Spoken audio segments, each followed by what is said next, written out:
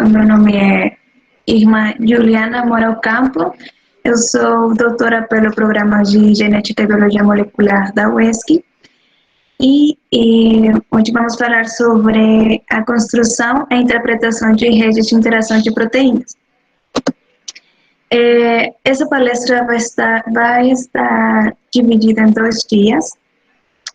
O dia de hoje a gente eu vou dar uma introdução geral sobre a biologia de sistemas e o que são as redes de interação de proteínas, sua importância e os primeiros passos para construir a rede, como a preparação de material e ferramentas que a gente vai utilizar.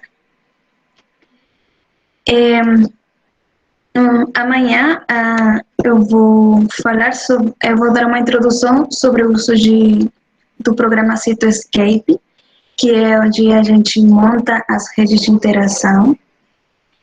Vamos calcular as propriedades da rede e, finalmente, eu vou dar umas dicas de como interpretar essas redes de interação.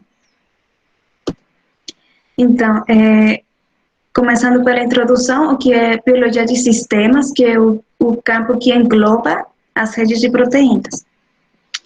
A biologia de sistemas tem suas raízes nas disciplinas de cibernética, cinética enzimática, modelos matemáticos, estudos de crescimento da população, modelos computacionais e neurofisiologia. Um dos precursores mais importantes da biologia de sistemas foi o filósofo e biólogo Ludwig von Bertalanffy, que em 1950 levantou a teoria geral de sistemas. Essa teoria, que na verdade é chamada uma metateoria, busca estudar os princípios aplicáveis aos sistemas em qualquer nível, em todos os campos de pesquisa. E, de fato, essa teoria tenta unificar as ciências biológicas e as ciências sociais. Dentro da teoria geral de sistemas, um sistema é considerado como um conjunto de elementos interagentes e interdependentes que funcionam de forma organizada e conformam um todo. Uma das bases da teoria geral de sistema é o preceito de que tudo é maior que a soma das suas partes, ou seja, que as partes interconectadas exibem propriedades que não seriam observadas a partir do estudo dos componentes individuais. E assim a gente pode ver o surgimento de novos fenômenos ao juntar essas partes, a estudar as partes conectadas. E esses novos fenômenos são chamados de propriedades emergentes. Várias disciplinas contribuíram para o desenvolvimento da biologia de sistemas. E entre os mais importantes foram os modelos matemáticos e computacionais, que foram aplicados a sistemas biológicos complexos, como processos fisiológicos e sistemas moleculares. Alguns exemplos dessas primeiras aplicações são os modelos matemáticos do potencial de ação propagado em neurônios e análise de controle metabólico, além de o primeiro modelo computacional de coração batente. Com o avanço da biologia molecular, foi disponibilizada uma grande quantidade de dados. Aí foi necessário o surgimento de ferramentas informáticas que tratassem toda essa quantidade de dados. Aí, assim foi que a bioinformática veio para fazer isso e é parte fundamental também da biologia de sistemas. E foi no ano 2000 que foi fundado o Instituto de Biologia de Sistemas, e foi assim que essa disciplina emergiu como um campo próprio. Então, poderíamos dizer que a biologia de sistemas é a teoria geral de sistemas aplicada aos sistemas biológicos através de modelos matemáticos e computacionais. A biologia de sistemas busca entender como as interações influenciam na função e no comportamento do sistema biológico em todos seus níveis. Na biologia, um sistema pode ser considerado desde ecossistemas, passando pelo organismo, células e também em nível molecular. Já no nível molecular, a biologia de sistemas pode ser aplicada para estudar a regulação de genes, a interação de proteínas e as rotas metabólicas. Mas a gente só vai focar na interação de proteínas. Então, qual a importância de estudar as redes de interação de proteínas? Partindo de que onde vêm os dados que a gente vai analisar, né? Como minhas colegas explicaram muito bem já ao longo do curso, as redes de interação são uma ferramenta que complementa os resultados da proteômica. Também as redes de interação de proteínas podem ser aplicadas a análises que envolvem genômica e transcriptômica, já que a gente foca nos produtos dos genes que são estudados.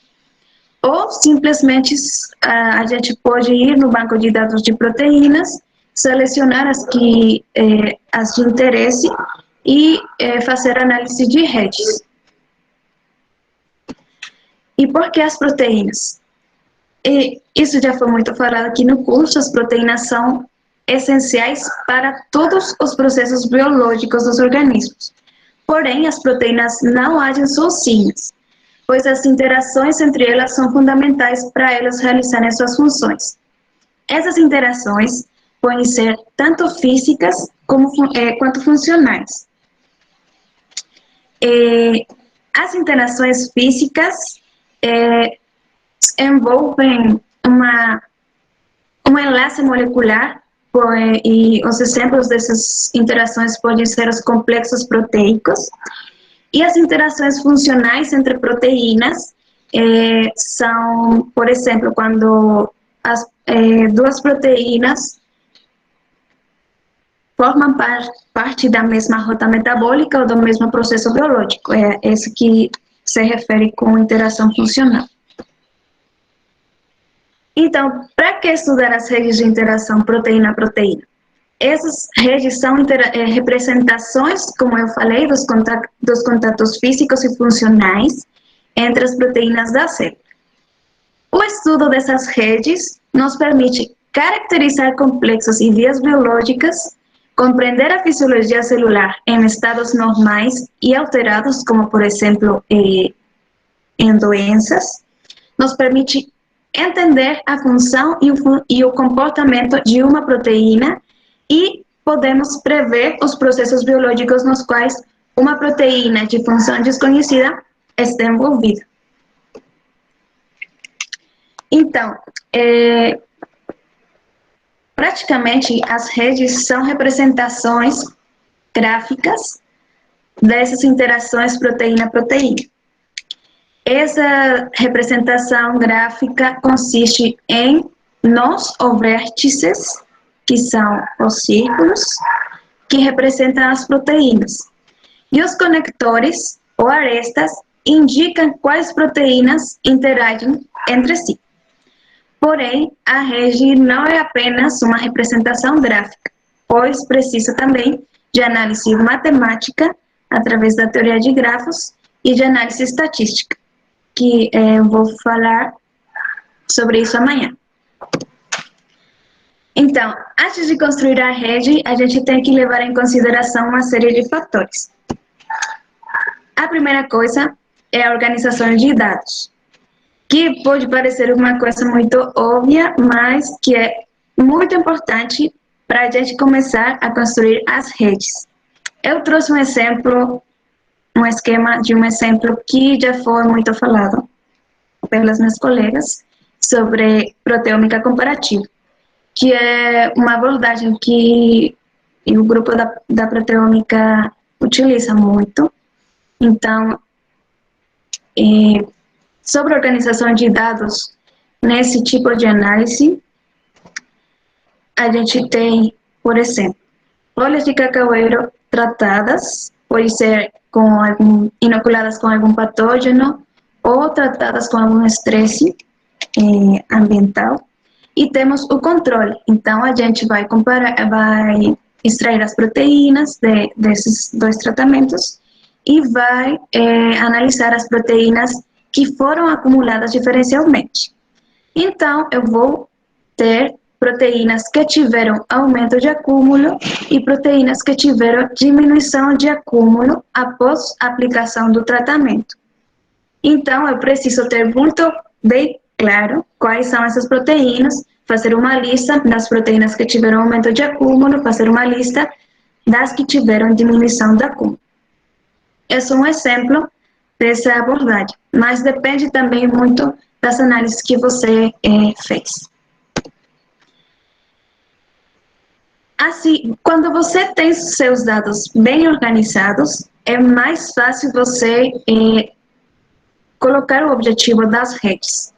Você quer fazer uma rede apenas com as proteínas que foram mudadas após o tratamento, ou você quer fazer duas redes comparando as proteínas que foram identificadas em cada tratamento, ou você quer jogar todas as proteínas e todos os tratamentos numa rede só, ou talvez você queira analisar apenas um grupo de proteínas.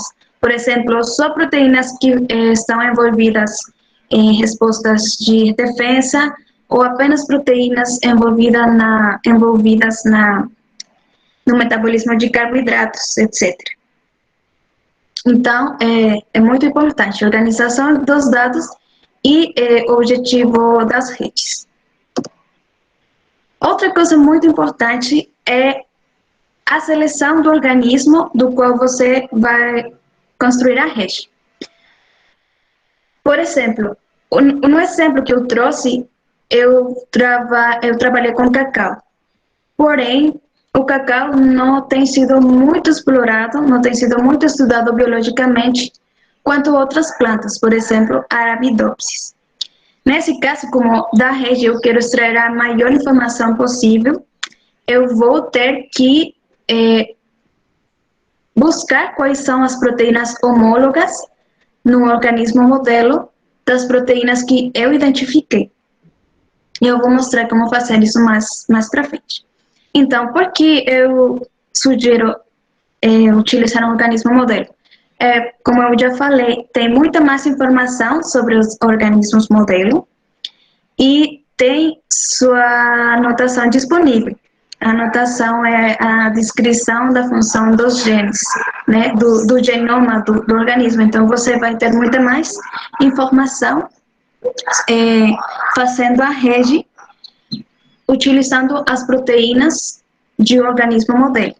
Porém, não significa que sempre vai ser com o organismo modelo, porque às vezes você não tem a proteína homóloga no organismo que você quer trabalhar, ou você trabalha com uma proteína muito pouco conhecida, então aí você pode continuar trabalhando com o organismo da sua pesquisa.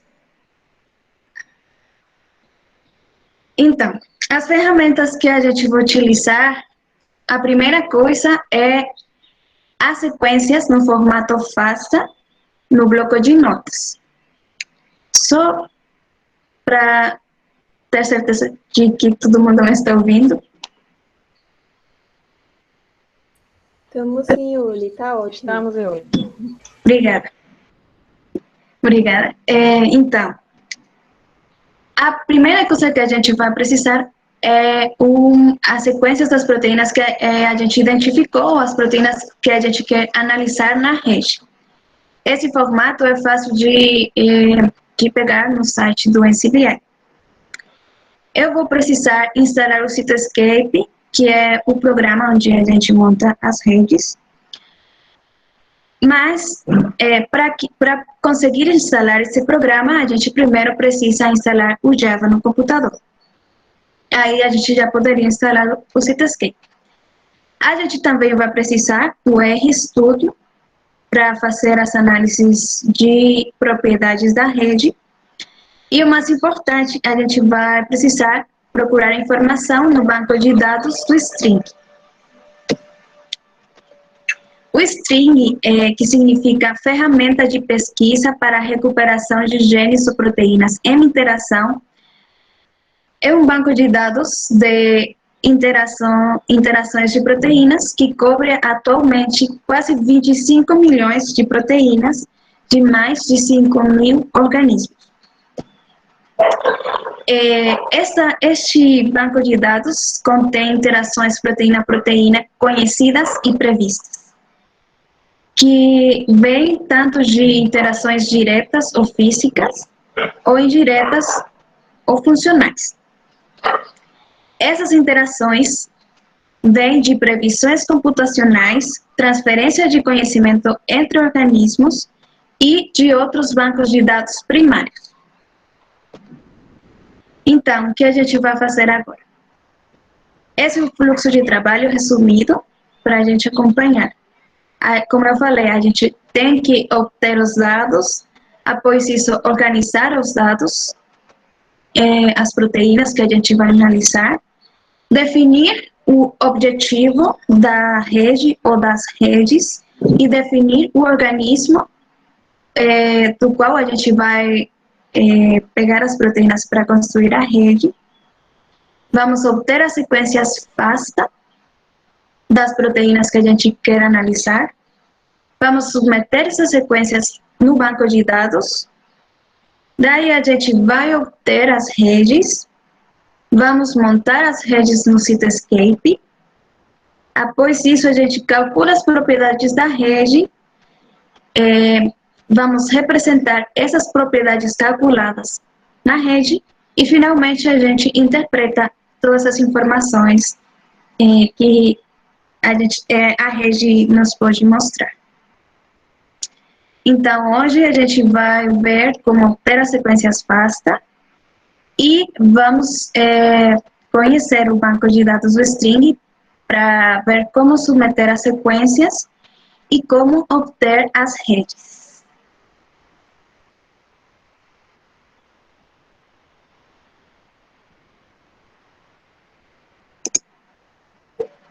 Então,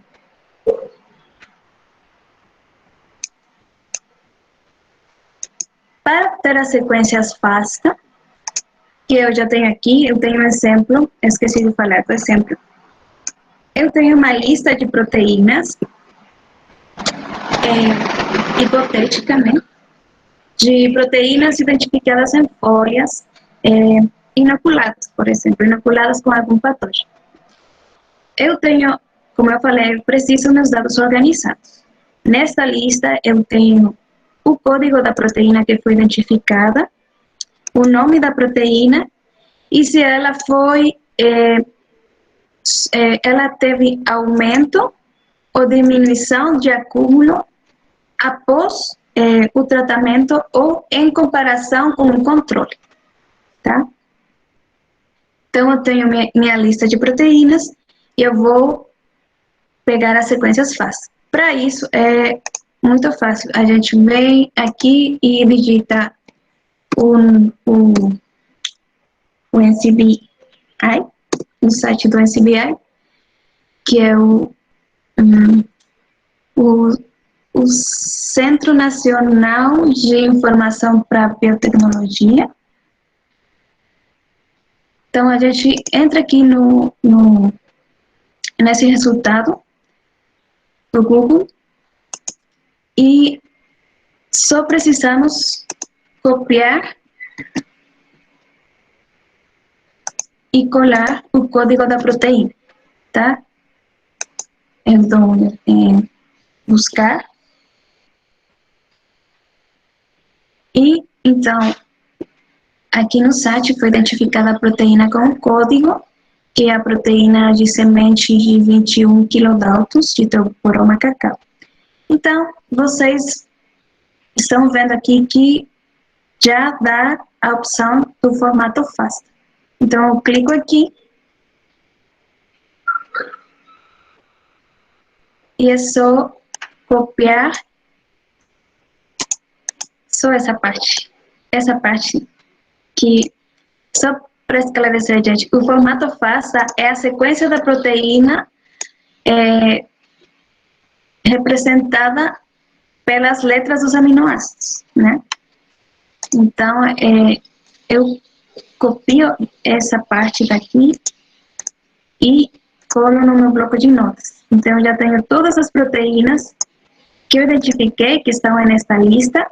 São 24 proteínas. Eu já tenho aqui no bloco de notas, tá? Então, a segunda coisa que a gente vai fazer é ir no banco de dados do string.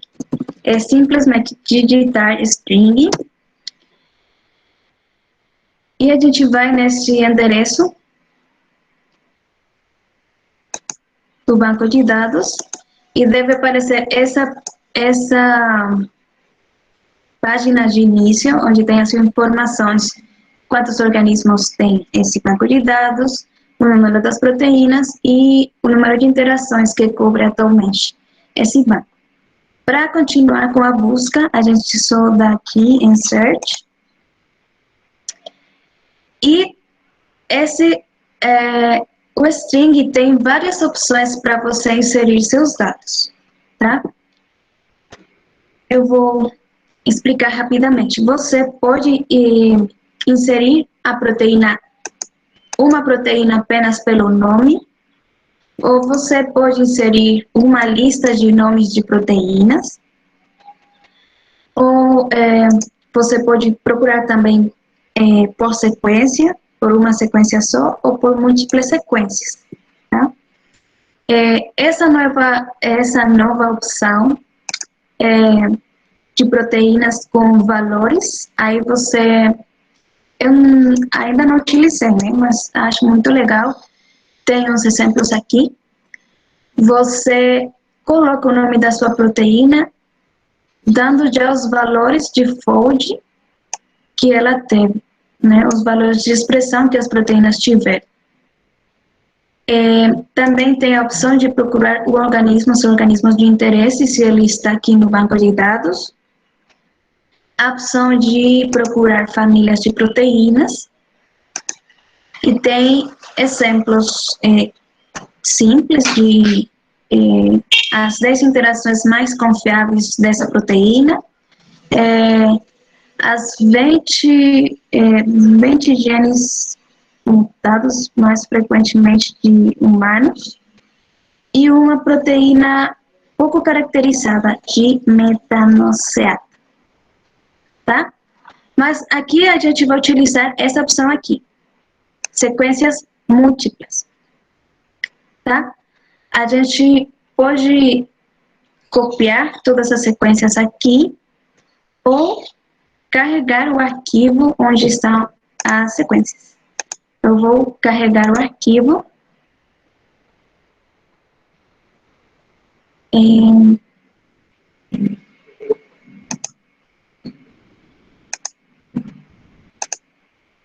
eu vou selecionar meu organismo, tá? Como eu falei, eu seleciono o organismo de modelo, nesse caso eu vou selecionar Arabidopsis.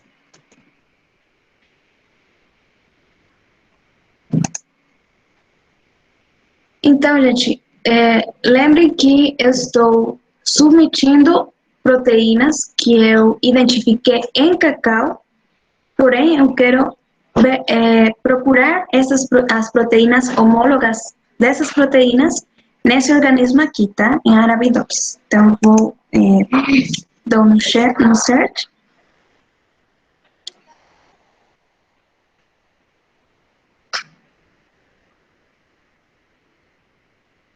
O string me vai dar uma lista, tá? Com o nome, o código da proteína que eu inseri no arquivo e umas opções de proteínas que são muito parecidas com a proteína que eu inseri, tá? Que neste caso é um gliceraldeído de fosfato desidrogenase, tá? Mas ele me dá várias opções, porque tem vários tipos. Só que aqui eu vou selecionar aquele que tiver uma identidade maior com a minha proteína. Ele também dá a porcentagem de identidade que tem essa proteína de Arabidopsis com a proteína que eu submeti. Então, eu vou selecionar das opções que o string me dá, de todas as proteínas que eu submeti, eu vou selecionar, eu vou marcar esse quadrinho das proteínas que têm o maior número a maior porcentagem de identidade. Nesse caso, um bom exemplo, essas proteínas, que é a Rubisco, essas duas proteínas têm a mesma porcentagem de identidade, mas o score, a pontuação, que é essa coluna daqui, ele me está indicando que a que tem maior score, maior probabilidade de ser realmente mais parecida com a minha proteína, é a primeira. Então, realmente, o que eu sugiro é que sempre selecione a primeira opção, porque aqui tem mais chances de parecer com a sua. Então, você vai aqui em Map para baixar a lista dos nomes das homólogas, que a gente vai trabalhar com elas. Eu vou salvar o arquivo. Mas, na verdade, eu já salvei, né? Então, é só um exemplo. Eu tenho aqui as homólogas. Ele baixa num bloco de notas, mas eu sempre gosto de colocar numa planilha de Excel para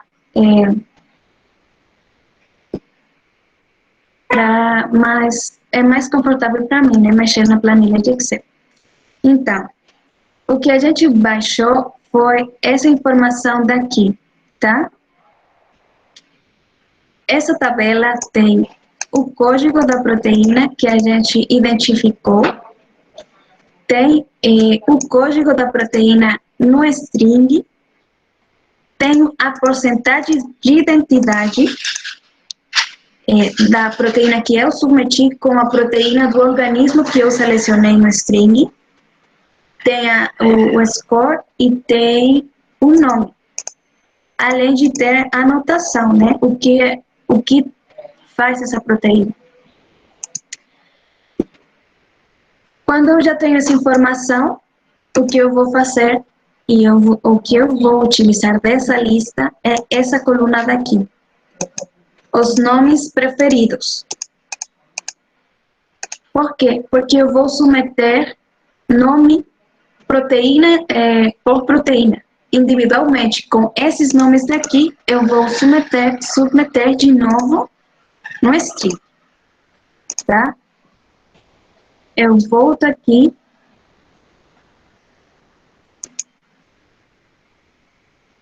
Eu vou em proteína pelo nome.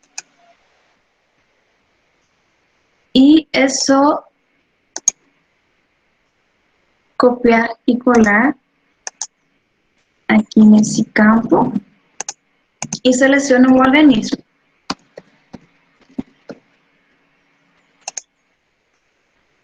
Ok. Search. O string me dá duas opções, porque essa proteína é mencionada na notação de outra proteína. Mas eu sei que minha proteína é essa daqui, a HC1. Continuar. E pronto. O banco de dados me deu uma rede preliminar dessa proteína que eu submeti, tá? Então, vamos explorar um pouco o string, porque é uma ferramenta muito legal para obter informações das proteínas. Então, essas proteínas que saíram aqui são as que o banco de dados detectou ou tem informação que interagem com a proteína que eu submeti, tá? aqui em vistas, a gente tem a opção de mudar a forma em que os dados são apresentados. Eu tenho a rede, né? Me indica que essa proteína interage com essa proteína, com todas as que estão aqui. Mas por que o string me diz que essa proteína, por exemplo, interage com essa proteína daqui? Estão me ouvindo? Júlio, tranquilo. Tá, obrigada. Então, quais são as bases, né, para o string me dizer que essas duas proteínas interagem? Eu vou saber só clicando no conector.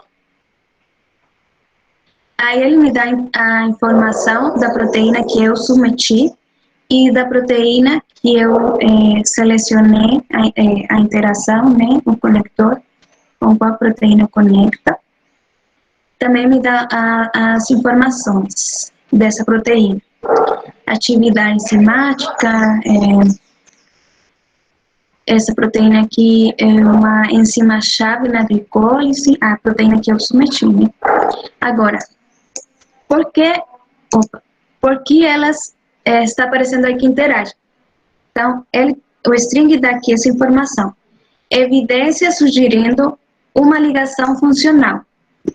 Então, por vários motivos, né, várias fontes de informação que me diz que essas proteínas interagem.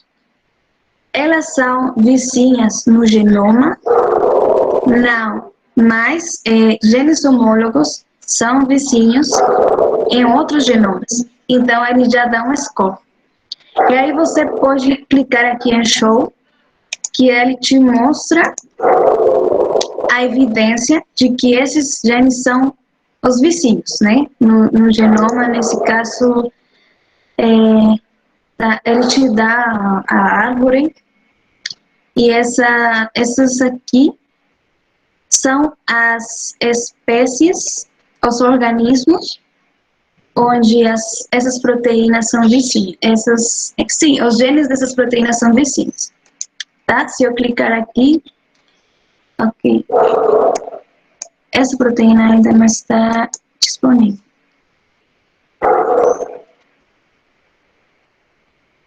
Tá. Eu tenho a opção, ele também me dá aqui a opção de que eles não são genes fusionados, nem têm co-ocorrência através dos genomas. Elas são coexpressas, não, mas prováveis homólogos são coexpressos em outras espécies. Então, você dá aqui para mostrar.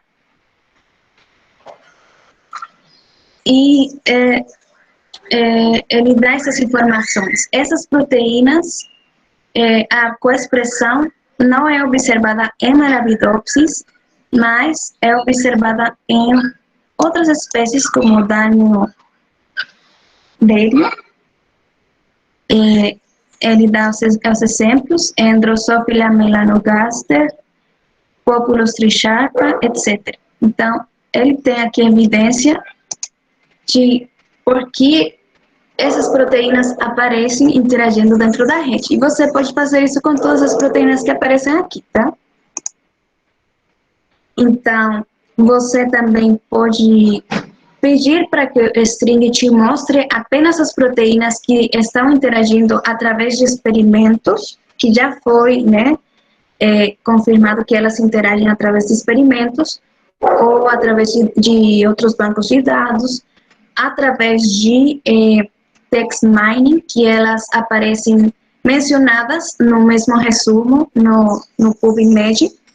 Se eles são, ele também pode mostrar apenas as proteínas que são vizinhas, proteínas de genes que são fusionados e tal. Você pode explorar toda essa informação.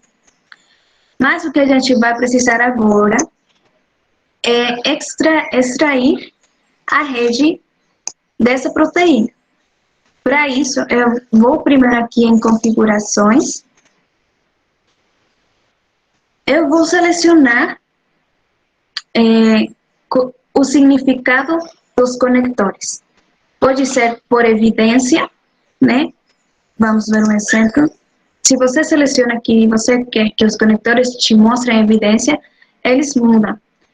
Então, vai aparecer várias linhas, vários conectores que representam as evidências de que essas proteínas estão de fato interagindo.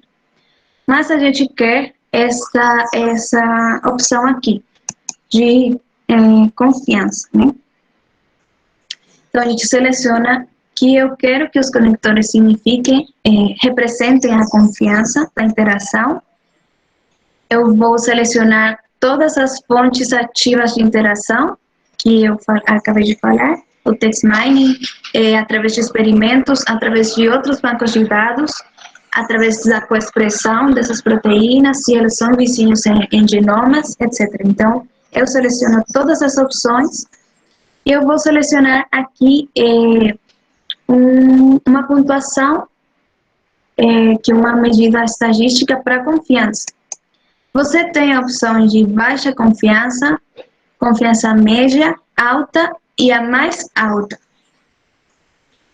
Para você, o qual vai selecionar depende, mas eu sugiro que seja, né, depende, né? Depende também do trabalho. Eu sempre seleciono alta confiança, mas, por exemplo, se a gente tem uma proteína que é muito pouco conhecida, que é completamente desconhecida, que você não tem informação sobre ela, você pode baixar a confiança para ver, no geral, talvez você consiga alguma informação interessante sobre essa proteína, da qual não tem muita informação. Então, a gente seleciona a confiança, nesse caso, eu selecionei 0,7 e o máximo número de interações para mostrar na primeira camada e na segunda camada. A primeira camada são as proteínas que vão interagir diretamente com a proteína e a segunda camada são as proteínas que vão interagir com as proteínas que estão interagindo diretamente com a proteína.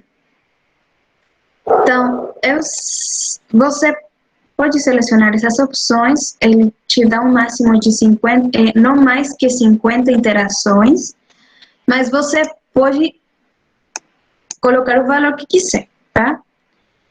Eu sempre coloco não mais que 50 interações, para não saturar muito a rede e que seja mais fácil também de explorar, né? Então, pronto. Eu selecionei esses parâmetros. Eu vou aqui em Update. Aí o banco de dados vai carregar as informações.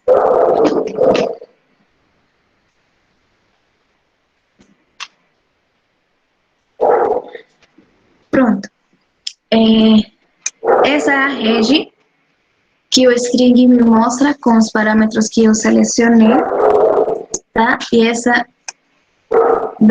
dessa única proteína que eu submeti, mais os parâmetros que eu coloquei, o banco de dados já me dá todas essas proteínas com as quais minha proteína tem uma interação que pode ser funcional ou física.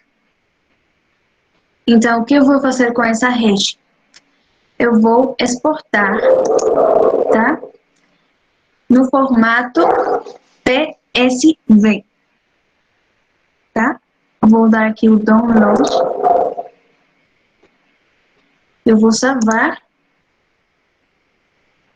E eu vou salvar aqui. É muito importante você salvar esse arquivo da rede com o nome da proteína que você submetiu. Que nesse caso é GAPC1.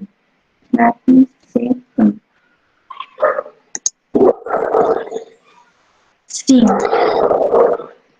Pronto. Então, é isso. Vamos voltar aqui.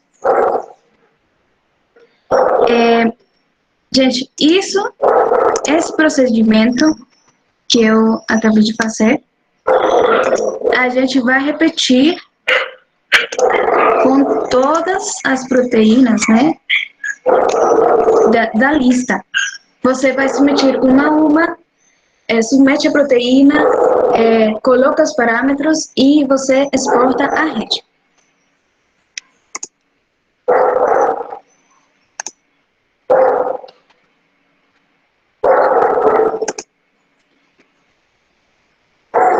Tá. Então, para resumir o que a gente acabou de fazer, isso é aqui o fluxo de trabalho do string. Eu submeto as sequências, né, aquelas sequências no formato FASTA, e aí eu tenho o nome das homólogas, ou o nome que aparece, o nome preferido do string. Lembra que aquela coluna tem aquele nome, os nomes preferidos? Então, eu vou obter esses nomes a partir das sequências das proteínas que eu identifiquei, ou das proteínas que eu quero analisar. Depois, você vai submeter as proteínas uma a uma com os nomes que você obteve. Depois, para cada proteína, você vai configurar os parâmetros e, finalmente, você exporta a rede individualmente no arquivo TSV.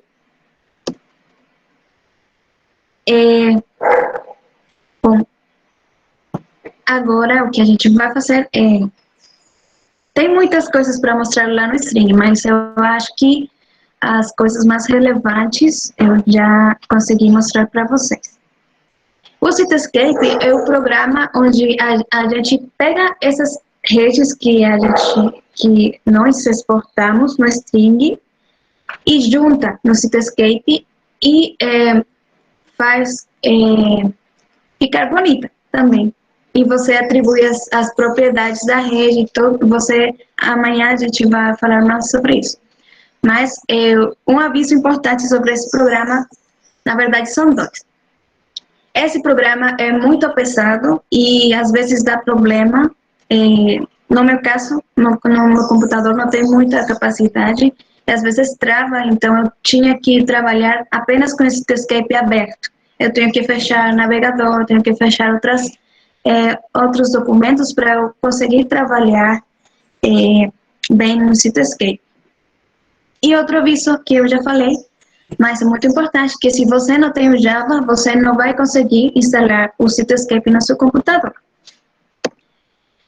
Então, eu trouxe aqui um tutorial muito rápido, né, para quem não está muito acostumado com essas coisas.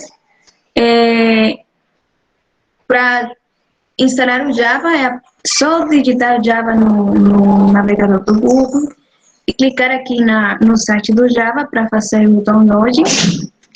E é só pedir para baixar gratuitamente, concordar com os termos. Aí você salva o arquivo, seleciona a pasta onde vai salvar. Depois, para o Citascape, a mesma coisa. Você digita Citascape no navegador, abre o primeiro resultado, que é o site da Citascape, e aparece esse site. Aí você clica aqui no download para baixar a versão mais atualizada e ele já vai detectar qual sistema operacional, de quantos bits é seu computador. Ele tem também, se você trabalha com Mac ou Linux, também tem a opção de baixar para esses sistemas. Aí você guarda, né, salva o arquivo, seleciona a pasta. Quando você abre o arquivo que você baixou, ele te vai dar esse aviso aqui, que ele precisa um ambiente do Java. Então, você clica em baixar, porque ele dá a opção de você mesmo localizar esse ambiente. Eu tentei e não consegui, então eu só consegui clicando em baixar. né? Aí ele começa a baixar realmente o acessório do Java que ele precisa. E pronto, aí você já pode fazer a instalação do Cityscape. Você aceita os termos, é só clicar em seguinte e pronto, você já vai ter seu ícone no escritório, na área de trabalho, e você já pode abrir o Cityscape. Quando você abre o Cityscape, a primeira coisa que eu peço para fazer é baixar o aplicativo ou a ferramenta Bingo, que a gente utiliza para fazer análise de enriquecimento de ontologia gênica. Então, você vai em Apps, clica em Apps, App Manager, você clica em Instalar Apps e digita Bingo. Aí ele procura, seleciona e instala. Tá? O outro programa, que como eu já falei, que a gente vai precisar para calcular as propriedades da rede, é o R. Então, para baixar o R, é também a mesma coisa. Você procura no Google, baixa a versão gratuita. E quando você já baixou e abre, a primeira coisa que a gente tem que fazer é baixar um pacote que a gente vai precisar para calcular as propriedades da rede. Você vem aqui em pacotes, instalar, e aparece esse quadro, essa janela, e você vai digitar iGraph, como está aqui, tá? Digita, aí ele procura, seleciona a primeira opção, só iGraph, e instala. Aí pronto, instalou, e é importante lembrar que toda vez que a gente for fazer análise, esse pacote tem que estar selecionado, tá? A gente vai fazer isso amanhã. Então, eu acho que por hoje é isso. Tem dúvidas, perguntas?